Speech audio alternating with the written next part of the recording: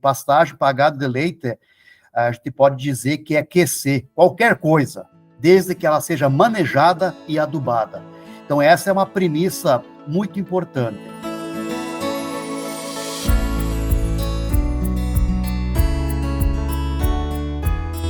O principal erro é no manejo. Hoje existem muitas empresas que são oportunistas de vender tipos de pastagem, que é a salvação do produtor. E não é o tipo de pastagem, é o manejo que você faz nela. Claro que dentro das variedades existem as melhores e as melhores. Para o produtor em si entender, eu posso ter uma área de pasto aonde que eu coloco um lote de animais e ele consegue expressar aí 5 ou 6 litros de leite, mas o mesmo pasto, quando eu tenho ele manejado no tempo certo e adubado de acordo com as características desse material em responder à adubação, eu posso passar aí para 25, 26 litros de leite. Então, de forma palpável, qual é o potencial? É esse o potencial de um material aí em resposta produtiva. Guardem essa frase. Nós estamos na melhor região do mundo para produzir forrageiras. Não existe uma latitude a nível mundial, seja no hemisfério sul, ou seja no hemisfério norte, que tem a mesma condição de clima para produzir. Nós temos 4 estações definidas, que a gente pode definir em 2, que é inverno e verão, claro. Nós temos materiais excepcionais, perenes no verão, anuais no verão, e também nós temos materiais excepcionais para o inverno. Nós temos os azevens tetraploides, que são materiais que você consegue antecipar o plantio e consegue postergar o pastejo. Nós temos aveias melhoradas com excelentes capacidades de suporte. Então, hoje, as azevens e aveias com capacidades aí acima de 5 animais por hectare pastejando. E no verão, claro, que são materiais mais resistentes, a gente consegue botar mais animais. E ainda assim, nós temos a melhor região do mundo, onde ainda a gente consegue fazer sobressemeadura. O que é a sobressemeadura? Utilizar esses mesmos materiais, um exemplo, um gigs no verão, com pastejo, chegou maio, junho, eu faço o corte, eu faço uma sobressemeadura, eu faço uma readubação, e esses materiais continuam sendo produtivos, se for quente, se esfriar, o azevém, a aveia toma conta, e eu consigo manejar esses materiais também durante o inverno.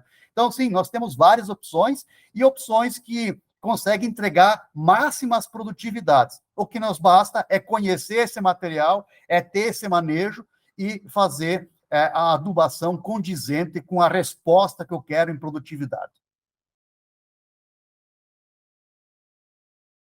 Hoje, se eu não fizer um controle de pragas eficiente, seja de uma perigona, seja de uma cigarinha, seja de um percevejo, seja de uma lagarta, em alguns casos, quando que eu tenho associação das 2 ou 3 pragas junto, eu chego a estar perdendo aí 70% do potencial produtivo, e isso interfere diretamente na minha capacidade de suporte.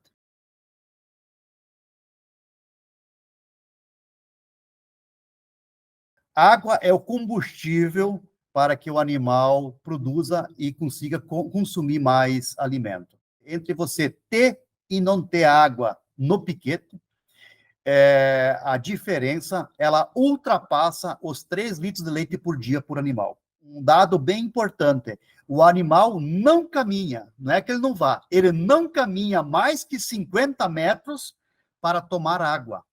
Então, se eu tiver um piquete muito grande, o certo seria ter 2 pontos de água para que esse animal tenha acesso a essa água. Tem que ter água no corredor, tem que ter água na pré-sala de ordenha e na pós-sala de ordenha. Se eu tiver tudo isso e com água de qualidade, eu consigo aumentar 3 litros de leite por animal dia.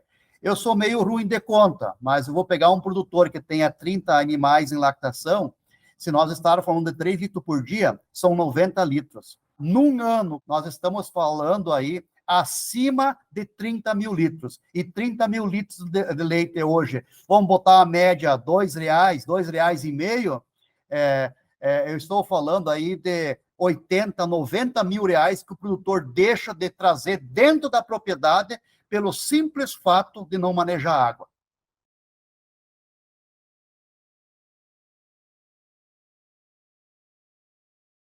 De um modo geral, se eu tenho um material que tem o mínimo de expressão de potencial produtivo, eu vou trabalhar aí na casa de 20 a 25 metros quadrados pela parte da manhã, né, que tem condições de pastejo, falando do verão, e na casa de 30 a 35 metros à tarde para a noite. Isso são os materiais de verão. Quando eu falo de materiais de inverno, eu estou falando aí de 25 a 30 metros quadrados por animal pela parte da manhã e 25 a 30 metros quadrados pela parte à tarde. Então, se eu pegar um material, uma aveia, como exemplo, e olhar 1 metro quadrado, uma aveia tem a capacidade de me entregar 2 quilos. Então, se eu falar em 50 metros quadrados por dia, 25 metros quadrados de manhã e 25 metros quadrados à tarde, eu estou falando em uma entrega aí de 100 quilos.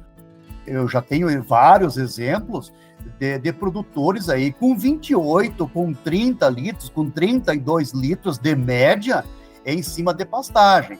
Claro que não é só a pastagem. Quando a gente fala em pastagem, é claro que envolve alguns quilos de silagem, alguns quilos de ração, porque tem potencial de responder. Então, quando eu começo a fazer a complementação, esses animais têm maiores potenciais produtivos.